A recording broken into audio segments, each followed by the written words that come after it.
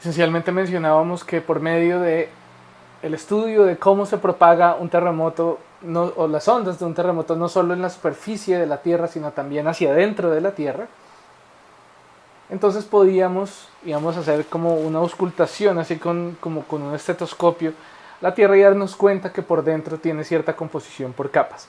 Y esta parte va a ser súper importante para nuestra existencia sobre la Tierra, porque es gracias a que tenemos un núcleo sólido inmerso dentro de un núcleo líquido y digamos, este núcleo va a ser metálico en su mayoría, entonces lo que vamos a tener es un efecto dínamo, es decir, tenemos que al interior de la Tierra tenemos todo este material girando y entonces al estar girando, va a generar un campo magnético como el dínamo de una bicicleta.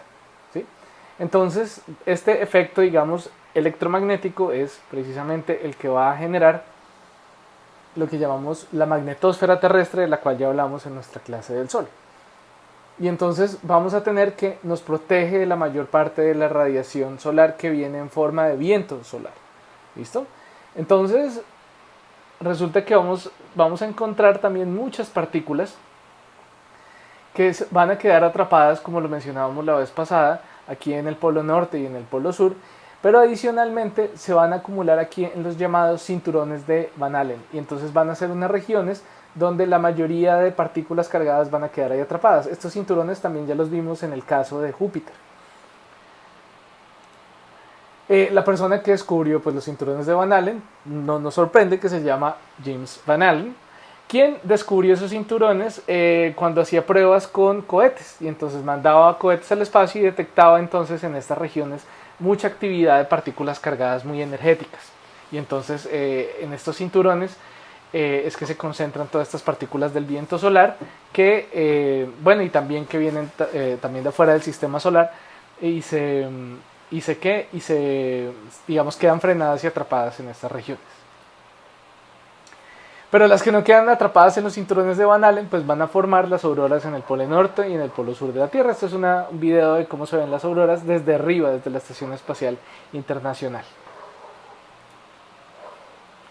Bueno, quería mencionar entonces un poco sobre el tema de cómo interactúa la Tierra con digamos, los asteroides que nos rodean. Esto ya lo habíamos mencionado, si no estoy mal, el cráter del meteoro en Arizona, que es uno de los cráteres más notorios en la superficie terrestre, pero cuando nosotros nos fijamos, por ejemplo, ese cráter solo tiene unos 50.000 años de antigüedad, y la razón es porque en la Tierra hay mucha erosión. Y además digamos, los procesos geológicos son muy activos, hay deriva continental, hay temblores, bueno, dicho, hay una cantidad de procesos que hacen que por lo general este tipo de cráteres, este tipo de, digamos, accidentes geográficos grandes se vayan borrando con el tiempo. Otro cráter muy famoso que no es visible, pero pues es medible por, digamos, por diversos geólogos que han estudiado esta región, en la península de Yucatán, y es el cráter que se cree que, o más bien, es el cráter que dejó el objeto que se cree que acabó con los dinosaurios. ¿Sí?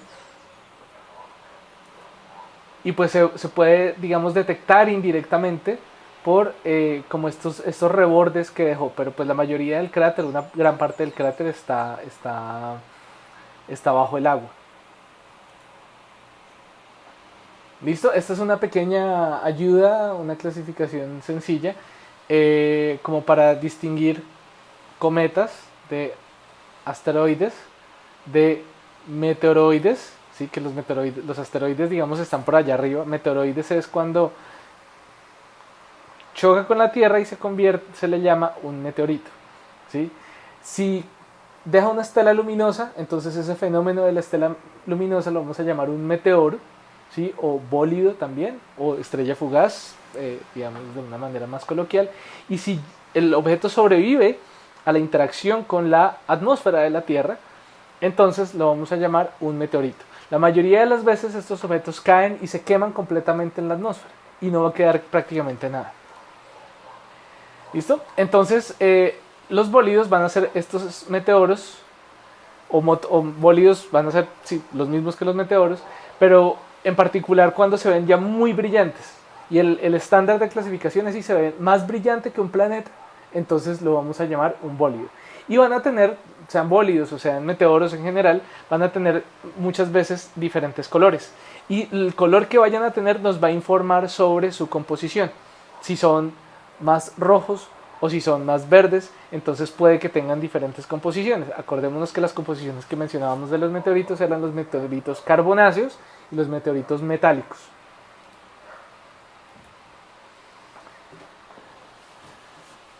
Bueno, entonces resulta que si nosotros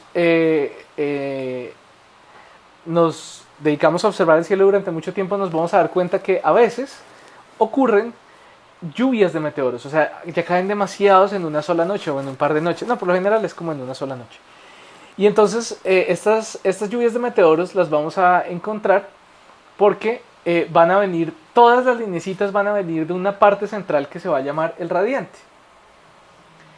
El radiante va a ser como ese punto de fuga en esta imagen aquí de la derecha, ¿sí? Entonces eso significa que todos esos meteoros vienen como de un punto, o sea, como que realmente lo que está ocurriendo es que la Tierra está pasando a través de una pequeña nube de desechos. Estos desechos muchas veces vienen de cometas que han pasado cerca de la órbita, dejan un montón de roca ahí y de polvo y bueno, de hielo tal vez no, pero sí dejan como pedazos de roca en sus travesías adentro y afuera de la órbita de la Tierra. Y entonces la Tierra, al interactuar con ese polvo, entonces se genera digamos, esta lluvia que parece una, sí, o sea, efectivamente parece una lluvia de meteoros. Es como mirar hacia arriba en la lluvia, se ven las gotas cayendo para todos lados. Estas lluvias de meteoros históricamente fueron bien interesantes porque digamos, durante mucho tiempo no se sabía muy bien cuál era el origen de estos fenómenos y la gente se encontraba meteoritos en el suelo, pero nunca se imaginaban que el meteorito, o muy pocas personas se imaginaban que el meteorito era causado por algo que caía del cielo. O sea, seguramente sí, digamos, sí había como cierto conocimiento popular, ante todo en la antigüedad, porque en muchas regiones la única fuente de hierro disponible era de meteoritos que habían caído y no de grandes minas. Por ejemplo, aquí en las Américas nunca hubo grandes minas de hierro a la cual tuvieran acceso los indígenas. Entonces la primera persona en promover esto fue un físico muy famoso llamado Chladni, quien es más famoso por las figuras de Chladni, que son estas figuritas que se forman cuando uno toma una placa y uno la hace vibrar, y entonces al hacerla vibrar ella va a desarrollar lo que se llaman unos modos normales y uno bota arena por encima y entonces se va a ver como ciertos patrones de oscilación. Esto se llaman las figuras de Chladni, para que las investiguen. Pero también es famoso porque fue la primera persona en proponer un origen cósmico para estos fenómenos, para las lluvias de meteoros. También Humboldt pudo descubrir que estas lluvias de meteoros ocurrían globalmente, ¿sí? Porque estas lluvias de meteoros son caracterizadas por en qué momento y en qué momento del año ocurren, como las Leónidas, aquí vistas a la izquierda en un dibujo de 1833, y aquí una fotografía de las Perseidas. Y entonces Humboldt fue el primero en darse cuenta, de las primeras personas en darse cuenta que estas lluvias de meteoros eran un fenómeno global, o sea que no era simplemente como, ay, está lloviendo meteoros aquí encima de mi continente o encima de mi país, no, sino que él vio que la misma lluvia de meteoros que detectaba, que se esperaba que ocurriera en Europa, también él la detectó aquí en América. Entonces, más adelante, Schiaparelli, un astrónomo italiano, entonces fue el que logró decir, vea, las Perseidas vienen de escombros de un cometa que había pasado antes, en 1862, pues más adelante. Estas son dos lluvias de meteoros muy famosas. Resulta que hay búsquedas también de otro tipo de meteoros, ante todo en lugares que no han sido muy procesados geológicamente, digamos como en términos, ¿cómo se diría?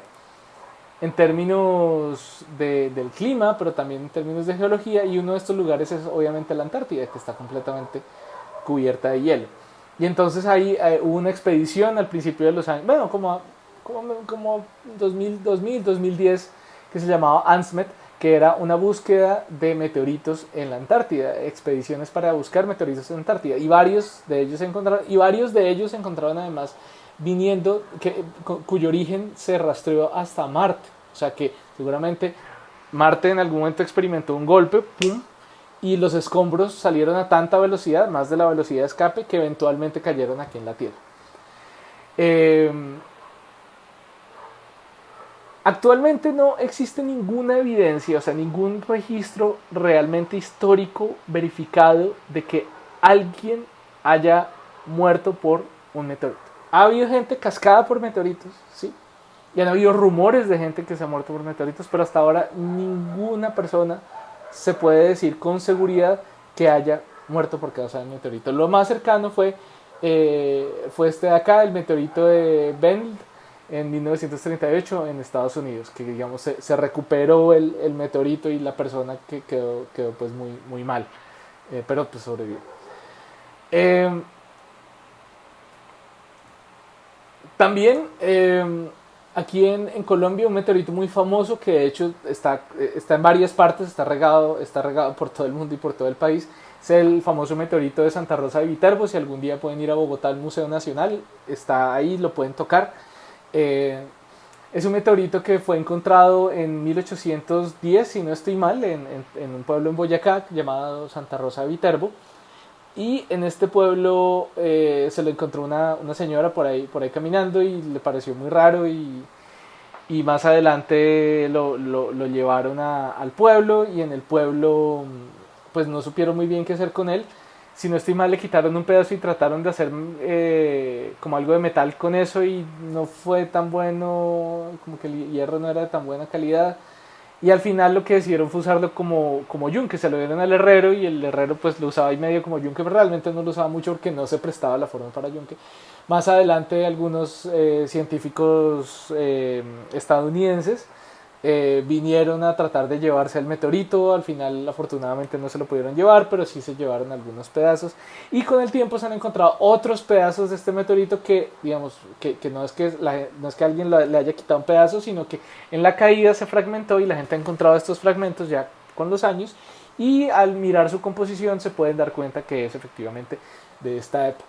No he encontrado realmente ningún registro, ninguna evidencia de en qué momento cayó este meteorito. Hay gente que dice que cayó pues en esta época que fue encontrado, pero realmente yo no estoy convencido, y no he encontrado como intentos de datación de estos meteoritos. Y la verdad es que para meteoritos que cayeron hace relativamente poco tiempo, o sea, si cayó digamos en los últimos 1000 años, es difícil hacer esa datación.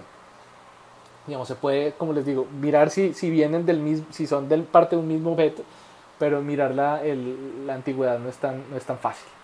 Digamos, ante todo porque cuando uno hace una datación de un objeto como estos, pues lo que va a encontrar es que la edad es 4.500 millones de años, que es la edad del sistema solar.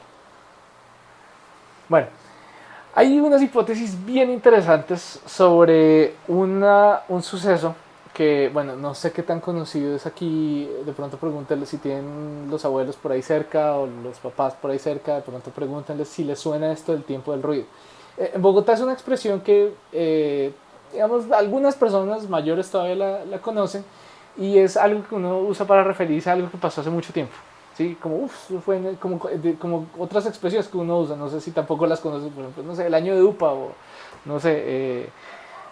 Entonces esta es una expresión, el tiempo del ruido, pero es una expresión muy específica de nuestro país, porque resulta que se refiere a un suceso que ocurrió en 1687 a las 10 de la noche, en el cual hubo, según los cronistas de la época, de los cronistas de los que eran jesuitas en lo que era en ese momento el nuevo reino de Granada, escribieron que ocurrió algo muy raro, un suceso raro y un espantoso ruido sucedido en Santa Fe y sus vecindades perdón, en este tiempo, que vieron los misioneros de la época. Les voy a enviar un documento que es como la transcripción de esto, pero esencialmente lo que ocurrió es que la gente escuchó un ruido terrible La gente casi que hasta Tunja, desde Bogotá hasta Tunja, parece que hay registros de un ruido terrible como si se hubiera abierto la tierra. Lo describían un poco como si como si hubiera una batalla muy grande. Más adelante, esto es un poco apócrifo, recuerden que apócrifo significa que posiblemente no fue cierto, fue escrito mucho después, que hubo olor a azufre, como olor a gases, algo extraño. Y entonces nadie supo nunca qué ocurrió realmente. La gente lo que le dio fue miedo, la gente quedó paralizada, pensó que se iba a acabar el mundo. Eh, pero pues no pasó a mayores. La gente hacía, después lo que hacían era misas, entonces hay también registros de en qué momento hacían misas en las iglesias más antiguas de Bogotá respecto a este suceso. Digamos, como gracias a Dios porque nos salvó en memoria de esto que ocurrió. Y hasta muchas décadas después lo seguían celebrando misas, pues recordando este suceso. Entonces, hay personas que tienen la hipótesis de que lo que ocurrió fue que cayó un bólido, por un bólido que, digamos, no fue fácil de ver, tal vez por la geografía, digamos, no se sabe muy bien por qué digamos, la gente no registró ese mismo tiempo del ruido con algo visible, sino fue solo algo auditivo. Claro que también la cosa es que todo el mundo estaba ya dormido a las 10 de la noche, 1687, el culo del mundo, perdón la expresión, que era Bogotá, eh, estaba en 1887, no había nadie, digamos, todo el mundo estaba dormido, entonces seguro, si cayó en muy poco tiempo, digamos, no había webcams ahí como pendientes para registrar, o sea, la gente se despertó del ruido y salió a la calle y ya no había nada, pues porque estos bolidos caen rápido. Sin embargo, pues es raro que no hubiera habido nadie que registrar algo visual, pero bueno. Entonces hay una hipótesis artística interesante de Freddy Moreno, de quien he hablado ya antes, que se mete en todos estos vericuetos de la historia de los sucesos astronómicos en Colombia, quien se refiere a esta pintura en particular de un pintor colombiano de esa época, perdón, llamado o de apellido Arce Ceballos, bueno, no me acuerdo el nombre, pero el apellido es Arce Ceballos. Y él entonces dibujó lo siguiente, él dibujaba o pintó esta imagen, que es una imagen de Santiago como patrón de España, venciendo a los moros, ¿no? Y entonces, o ayudando a los españoles a vencer a los moros. Y aquí en la parte de arriba se ven unos ángeles lanzando piedras desde el cielo hacia abajo, hacia el piso. Entonces, en esta época recordemos que, no sé si se acuerdan un dibujito que les mostré una vez del ángel dándole vueltas a la esfera celeste. Entonces esto es raro porque la doctrina de la época era los ángeles lo causan. Si algo pasó raro, los ángeles. Entonces esta es una imagen rara que no se ha visto, digamos, no es como, no sé, como estos ángeles con cuerpo de niño son muy comunes, digamos. Cualquier imagen religiosa se encuentran, pero que están haciendo en particular tirar piedras hacia abajo, eso no es nada común. Entonces la hipótesis es que Arce Ceballos vivió durante el tiempo del ruido, esa no es la hipótesis, eso es verdad, y vivía en Bogotá en esa época. Entonces la hipótesis es, de pronto él sí vio, o él sí fue un poco testigo más presencial de un objeto que cayó del cielo y pone a los ángeles como ayudando desde el cielo de esta manera. Bueno, no se sabe, necesita más investigación. No es muy fácil encontrar en línea recursos de imágenes de pinturas de este señor. Además, creo que esta por ejemplo en particular, esta está desaparecida, o sea, solo está la reproducción de esta imagen. Pues parece que hay más, entonces Freddy Moreno está ahora, estaba como buscando coleccionistas, bueno, gente que de pronto tenga estos cuadros, a ver si de pronto aparecen más de estos tipos de referencias, que como les digo, lo curioso es que no aparece en ningún otro lado. Bueno, hablemos rápidamente de la atmósfera terrestre. Vamos a tener para nuestra atmósfera una temperatura mínima de 89 grados centígrados, una máxima de casi 60 grados centígrados, pero en promedio un agradable 14 grados, en promedio. Eso va a ser importante en poco tiempo. La composición es principalmente nitrógeno, ¿sí? Nosotros pensaríamos, bueno, pues oxígeno es lo que respiramos ¿para qué tanto nitrógeno? Pues el nitrógeno es aproximadamente neutral, no nos quita ni nos pone, pero nos ayuda, gracias a que es neutral, que no quema tan fácil como el oxígeno. Si la atmósfera tuviera más oxígeno, como digamos, en la época en la que en el carbonífero, ya me acordé, había tanto oxígeno que los insectos crecían a tamaños gigantes y además todo el tiempo había incendios forestales, ¿sí? O sea, porque el oxígeno es muy inflamable. Entonces nos ayuda mucho que, digamos, hay suficiente oxígeno, pero no exageradamente, porque si no, pues habría incendios todo el tiempo. Y esta es una imagen solo para recordarnos que la atmósfera es una capa muy delgadita, muy delgadita, muy delgadita, o sea, es como la cáscara de una manzana. Eh, una imagen tomada desde el Apolo 12 de la atmósfera terrestre, que nos demos cuenta que entre nosotros y el frío vacío del espacio hay una capa muy delgadita. Siempre es bueno recordarlo. Bueno, perdón. La composición atmosférica, pues como la mencionamos, es esta, a nivel del mar. Ella va cambiando dependiendo de la altura sobre el nivel del mar. Nos vamos a dar cuenta que la temperatura también va a bajar de la temperatura promedio, 300 grados Kelvin, que es 300 Kelvin, perdón, que es aproximadamente pues como 26 grados centígrados. Digamos, no sé, en un día normal, va a bajar muchísimo. A una altura de apenas unos ya 20 kilómetros ya vamos a tener temperaturas de menos 80 grados centígrados, ¿sí? Y la composición atmosférica entonces también cambia. Por ejemplo, si yo subo más, yo voy a encontrar ozono, que es es una molécula con 3 átomos de oxígeno. Si subo más, a 100 kilómetros, entonces voy a encontrar que la temperatura se mantiene un poco estable otra vez. Ahí es cuando en esta región llamada la mesósfera es que me voy a encontrar que la mayoría de los meteoros se desintegran por completo. Muy pocos llegan a lo que llamamos la estratosfera y muchos menos a la troposfera, que es donde vivimos nosotros, la parte de la atmósfera donde vivimos nosotros. Por encima está la ionosfera, que gracias a la interacción con las partículas cargadas del Sol y las partículas del cinturón de Van Allen, todo esto, entonces va a ser mucho más caliente.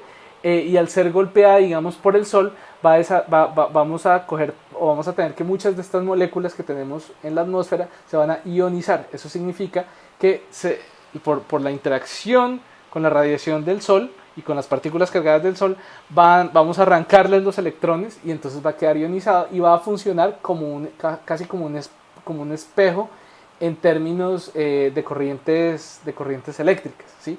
Entonces la ionosfera, por ejemplo, para ciertas ondas de radio va a funcionar como un espejo y yo voy a poder mandar ondas a distancias muy largas en la Tierra, no en línea recta, sino porque van a reflejar contra la ionosfera y van a, digamos, poder viajar mucho más lejos a pesar de que haya curvatura terrestre.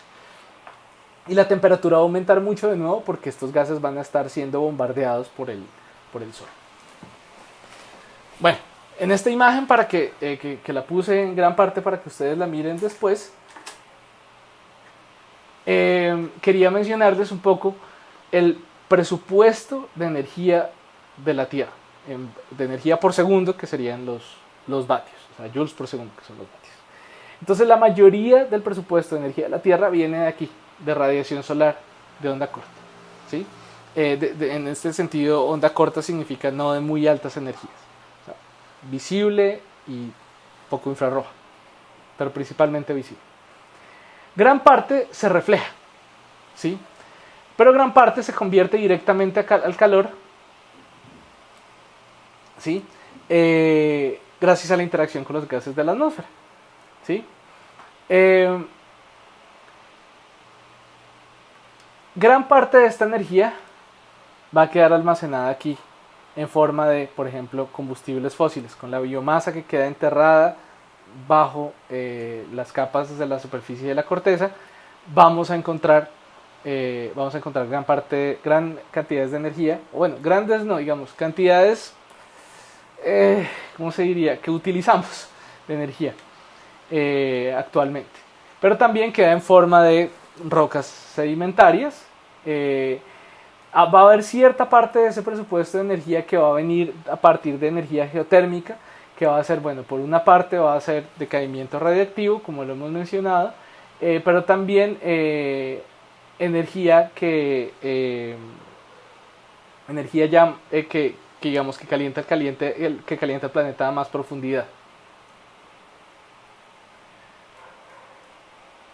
Bueno, vamos a tener también, por ejemplo, energía de las mareas, pero vamos a encontrar, pues obviamente que comparado con lo que nos llega a radiación solar 10 a la 16 vatios, comparado con la energía de las mareas 10 a la 12 vatios, o sea, hay una diferencia enorme, enorme de energía. O sea, digamos, nuestro planeta tiene la temperatura que tiene gracias a la radiación solar. ¿Listo? Y bueno, aquí hay otros ítems también bien interesantes que nos van a decir, por ejemplo, los volcanes, por ejemplo, el vulcanismo submarino, por ejemplo, la conducción entre el núcleo de la Tierra y la corteza.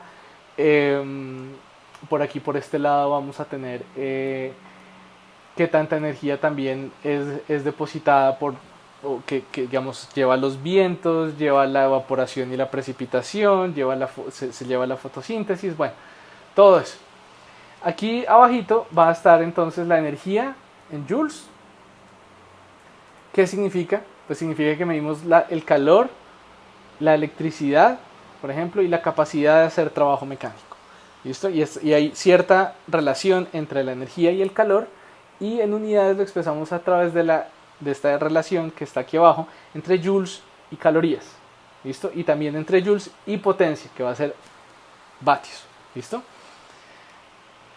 También tenemos entonces la conversión de vatios a joules, pero también de joules a kilovatio hora, que son las, digamos, para que nuestros recibos de la luz, ahí es donde viene, ¿usted cuánta energía ha gastado? Ha gastado tantos kilovatios hora. Eso en joules está esa conversión. Bueno, vamos a definir una cantidad muy importante, precisamente para ver cómo el Sol calienta nuestra atmósfera, o nos calienta en general la atmósfera y la corteza, se llama el flujo. Y es cómo la energía pasa a través de cierta unidad de área por cierta unidad de tiempo. Entonces, cada metro cuadrado de área que recibe luz solar de frente recibe cierta cantidad de potencia, o sea, cierta cantidad de joules por segundo.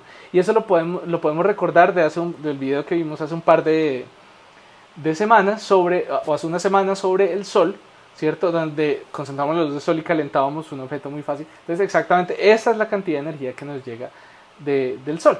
Pero ¿qué pasa? Que si yo no estoy recibiéndolo de frente sino de ladito, entonces el área efectiva, como se puede ver aquí más abajo, es más amplia, ¿sí? Entonces por eso es cuando el Sol no nos está pegando por encima, como aquí, que aquí el Sol pega por encima, sino como de ladito. Entonces aquí obviamente va a depositar menos energía por unidad de área. Entonces al depositar menos energía por unidad de área, pues se va a calentar menos esta región que esta, ¿sí? Que aquí abajo. Entonces cuando el Sol se ve aparentemente bajo en el cielo, eso va a ocurrir a latitudes altas al norte y al sur. Y entonces ahí es donde va a ocurrir, por ejemplo, que vamos a tener las estaciones. Entonces cuando el Sol llega muy de lejitos, muy de lado, entonces no va a calentar tanto como si llega así de frente. Entonces ya eso lo hemos hablado anteriormente, pero pues esto ya le pone unos números al respecto. Bueno, el 21 de junio, entonces, vamos a tener una fecha muy importante, ¿sí? Y en este momento vamos a tener una región por acá, donde la luz del Sol llega de frente, ¿cierto? Y esta región está marcada por lo que nosotros llamamos, esta línea llamada el Trópico de Cáncer, ¿sí? El 21 de junio es entonces, ¿alguien se acuerda cómo se llama esta fecha especial? El inicio del verano.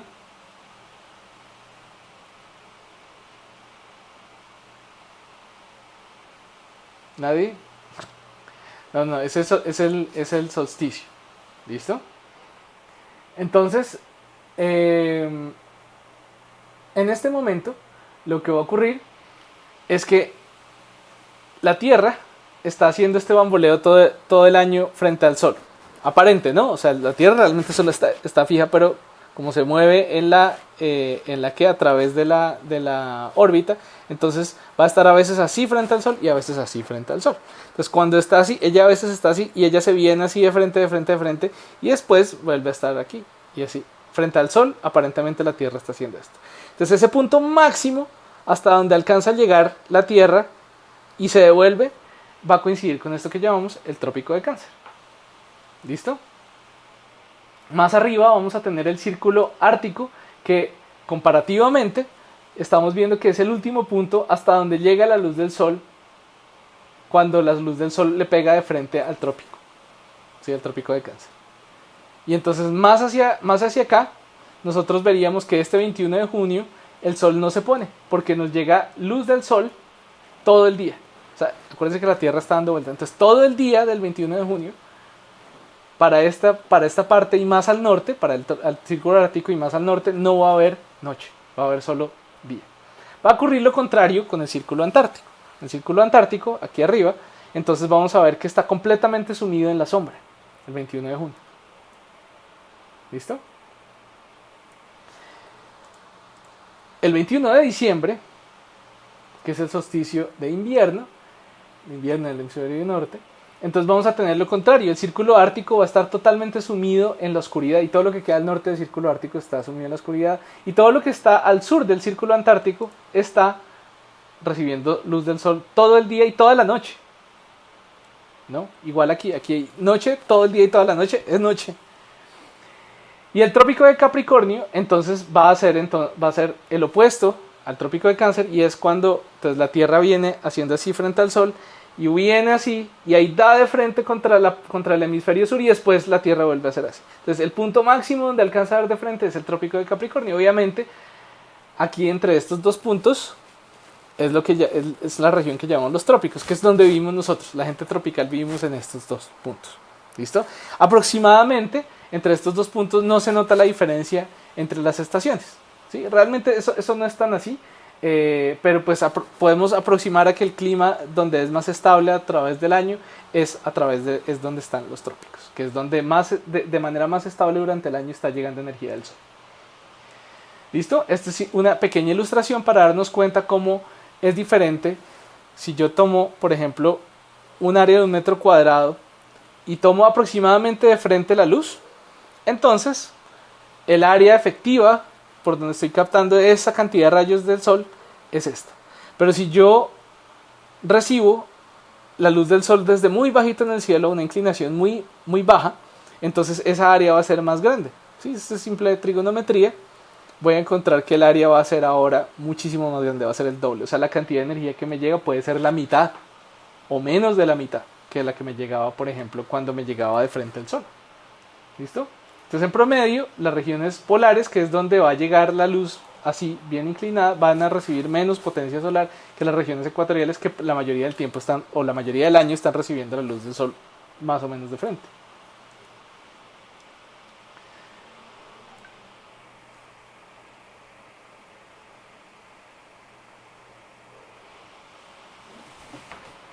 Bueno, entonces vamos a hablar rápidamente del efecto invernadero. El efecto invernadero es algo que causa que haya un equilibrio de temperatura en la Tierra gracias a que la radiación del Sol no toda se refleja hacia afuera, sino parte se queda atrapada. Si toda se reflejara, pues no nos quedaría nada de energía para calentar nuestra atmósfera.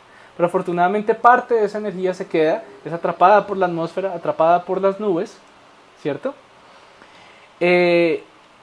Y parte entonces de la energía que es reflejada de vuelta por las nubes, entonces queda ahí atrapada. ¿Qué pasa? Que si la atmósfera se vuelve más densa, si en ciertos materiales que digamos absorban o hagan que la atmósfera se quede con más parte de la luz que nos llega del Sol, entonces la temperatura puede aumentar mucho. Entonces quiero que miremos un par de modelos que nos mencionan cómo es esto.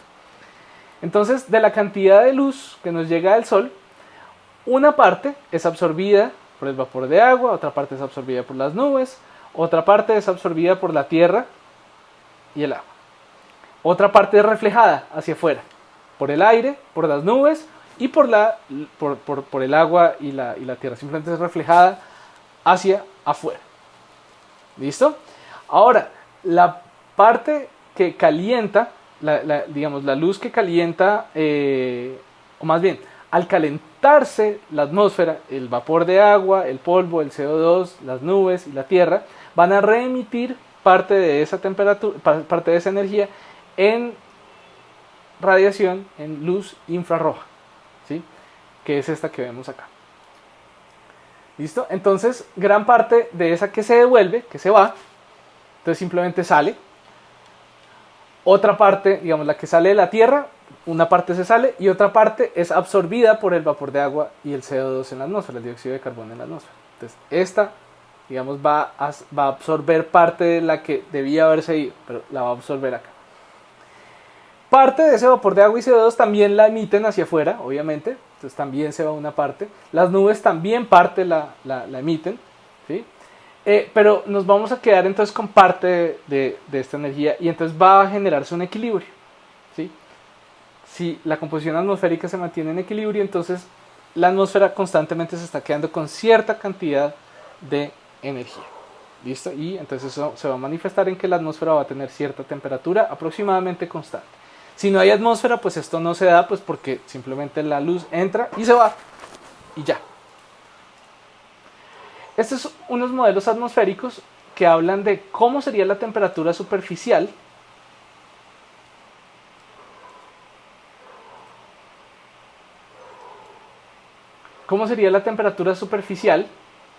en Kelvin y en grados centígrados si no hubiera atmósfera. Si no hubiera atmósfera, entonces la temperatura de la superficie sería menos 18 grados centígrados. Grados Celsius, perdón. Creo que ahora al rato la embarré. Si no hubiera nada de atmósfera. Se refleja toda directamente. Con la atmósfera como la tenemos ahora, y eso depende de un numerito que es epsilon, ¿sí? Que ese numerito de epsilon nos habla de qué tanto está absorbiendo, qué tanta luz o qué tanta potencia de la luz solar está absorbiendo la atmósfera. Si absorbe 0, entonces la temperatura es simplemente menos 18 grados. Es simplemente la temperatura que recibe por estar iluminado de frente del sol. Con nuestra atmósfera actual como la tenemos, tendríamos una temperatura de 15 grados, que es aproximadamente la que tenemos, ¿sí? Y la atmósfera actual tiene ese coeficiente de absorción, ¿sí? 78%, o 0.78. Si nosotros duplicáramos la cantidad de dióxido de carbono en la atmósfera, subiríamos apenas un porcentaje muy pequeño, apenas 4%, este factor epsilon. Pero el cambio en temperatura sería de casi de 15.2 a 17.6, o sea, como 2 grados, 2.4 grados de temperatura. Y ya eso sería suficiente para desbaratar terriblemente el clima. Solo si se duplica el dióxido de carbono en la atmósfera. ¿Listo? En el caso extremo, que la atmósfera entonces se llenara, se cundiera de dióxido de carbono ya de una manera muy exagerada, que se quedara con el coeficiente de absorción sería 1, entonces la temperatura sería de 30 grados. La temperatura promedio, o sea que los extremos serían muchísimo mayores, este planeta sería absolutamente invivible. Ya sería bien medio invivible con una duplicación de dióxido de carbono en la atmósfera. Hay gente que dice, bueno, pero pues es que si nosotros miramos, por ejemplo, vamos a hielo que se haya mantenido muy quieto durante muchos miles de años, por ejemplo, en Rusia van y excavan unos huecos y sacan muestras de hielo que datan de hace 400.000 años. Entonces uno va a encontrar que en diferentes capas de hielo hay diferentes cantidades de dióxido de carbono. Entonces uno diría, pero pues si hacemos una gráfica de qué tan profundo yo estoy cavando y qué tanto dióxido de carbono me encuentro, entonces yo me voy a encontrar lo siguiente, que a veces baja y a veces sube, y a veces baja y a veces sube, y a veces baja, a veces sube, a veces baja, a veces sube, hasta encontrarme pues con el tiempo actual que está subiendo. Entonces yo diría, no, pues es que esto es lo normal, que es lo que tiene que subir el dióxido de carbono, él sube y baja, y eso es normal para la Tierra. Y pues uno tendría que mirar, bueno, vamos a ver, si nosotros enchufamos estas variaciones de dióxido de carbono y las comparamos con entonces estos modelos y podemos deducir también la temperatura, entonces vamos a encontrar la línea de la temperatura aquí, ¿cierto? Entre menos dióxido de carbono, menor es la temperatura respecto al promedio, ¿sí? Porque 0 no es 0 grados de plano, sino el promedio de cuánto va a bajar por debajo de lo que se espera del modelo, o subir. Entonces sube y después baja y después sube y después baja y ahorita sube. Entonces yo digo, no, el calentamiento global es causa perfectamente natural, parte de los ciclos a largo plazo del clima de la Tierra. Entonces uno diría, bueno, pues de pronto es eso. Pero quedémonos con este número. En 100.000 años, por ejemplo, en cada uno de estos 4 ciclos, estos 400.000 años completos, desde aquí hasta acá son 400.000 años, en 100.000 años, que es un ciclo, el cambio es de 0.001 partes por millón al año. ¿Sí? O sea, en 1000 años cambia una parte por millón la cantidad de dióxido de carbono que tenemos. En 1000 años, una parte por millón. En 1000 años, una parte por millón.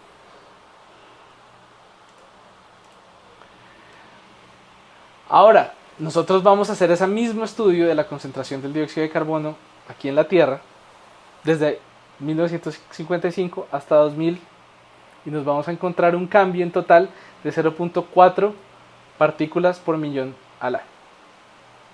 ¿Sí? Pasamos de una milésima al año a 0.4 al año. O sea, para tener una parte por millón más, normalmente en los ciclos de la Tierra me toca esperarme 1000 años. Pero si seguimos como vamos, solo me tengo que esperar 100 años. Es un cambio 400 veces más rápido. ¿Sí?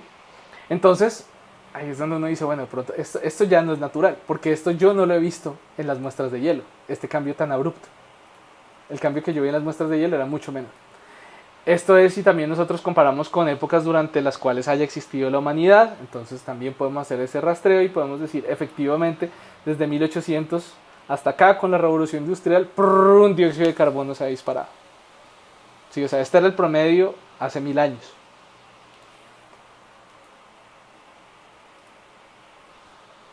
De cantidad de CO2 de partes por millón en la atmósfera comparado con el año. ¿Listo? Y esto pues, digamos, aún sin enchufar esto en un modelo, sino simplemente midiendo las temperaturas, eso sí lo podemos hacer directamente, entonces nos vamos a dar cuenta que también las temperaturas van cambiando a través de los años y van subiendo. Claro, a veces suben y a veces bajan, digamos, y esta es la diferencia entre el clima a corto plazo y el clima a largo plazo. El clima a corto plazo es muy impredecible, pero a largo plazo sigue ciertas tendencias que es posible de mirar. Y nos encontramos que en los últimos 50 años la temperatura ha cambiado en medio grado.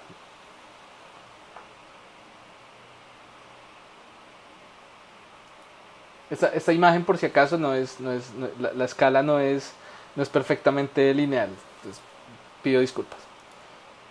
Así venía.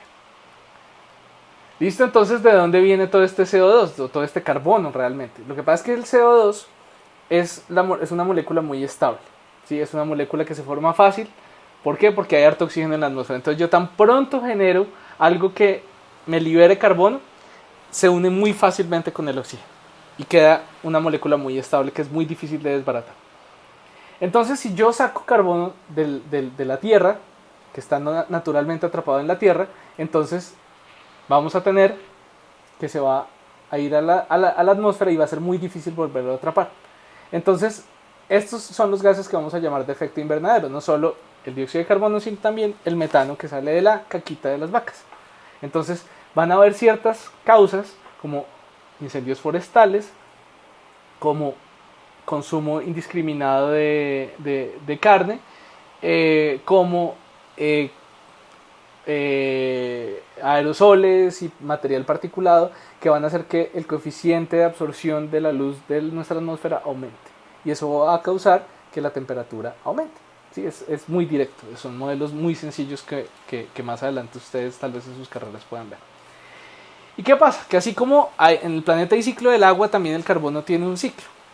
Entonces a veces nosotros vamos a tener, es natural que tengamos dióxido de carbono en la atmósfera, no es que sea prohibido, no, es natural.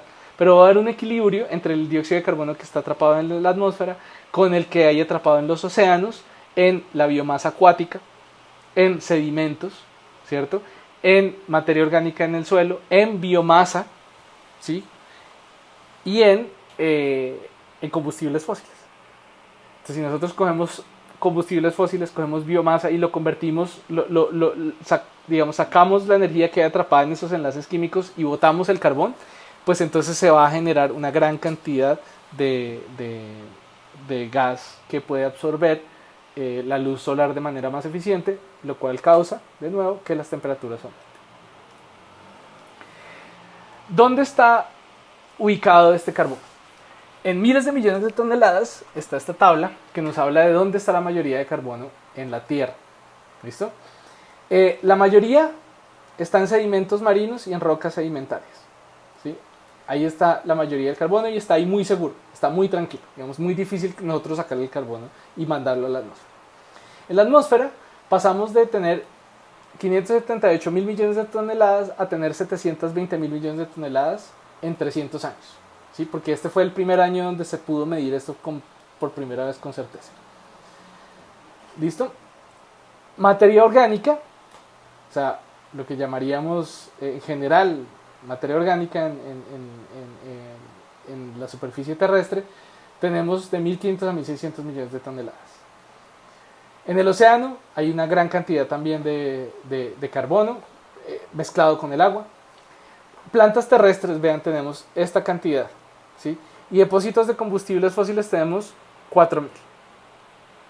¿Listo? 4.000, perdón, sería aquí 4.000 miles de millones, sería 4 billones de toneladas. ¿Listo? Y entonces esto va a ser muy delicado porque si nosotros desbalanceamos, o sea, este ciclo del carbono del cual les estaba hablando, pues es un ciclo que no es como el del agua, que es, digamos, pasa en relativamente escalas cortas de tiempo, o sea, digamos, pasa en meses, en semanas, y ya. Que la gotita de agua se va, forma una nube y después llueve y cae el río, etcétera. Todo ese ciclo del agua, eso pasa en muy poco tiempo. Esto va a ocurrir en muchos miles de millones de años. Entonces, el equilibrio, el tiempo de equilibrio para esto es muy largo. Y si nosotros comenzamos a botar muchísimo carbono a la atmósfera, entonces, digamos, no le damos tiempo a todo este complejo sistema del ecosistema de la Tierra, de la atmósfera, para que se estabilice. Entonces podemos sacar, digamos, al planeta del planeta del equilibrio. La gente también es uso de carbono. Si nosotros miramos, por ejemplo, o sea, no hay nada que entre más somos, más recursos utilizamos, más recursos energéticos utilizamos que están basados en combustibles fósiles que liberan carbono a la atmósfera. Y pues la verdad es que entre más gente haya, pues esto, digamos, a menos que nos inventemos unas mejores formas o tengamos unos mejores métodos para interactuar con el carbono en nuestra tierra, pues va a ser muy difícil evitar este desequilibrio del cual les estoy hablando. ¿Sí? Estamos regados por todos lados aquí en la Tierra. Este es un mapa que nos indica esencialmente, pues, el mapa nocturno de las luces de la Tierra, nos da cuenta de dónde vive la mayor cantidad de gente, o por dónde está repartida la gente en todos lados, y aún mejor, dónde se gasta más energía. ¿Sí? Por ejemplo, aquí en Estados Unidos de pronto no vive tanta gente como en China, pero miren la cantidad de energía que se está utilizando. O sea, se ve mucho más directamente. Bueno, y dejemos por aquí esta sesión.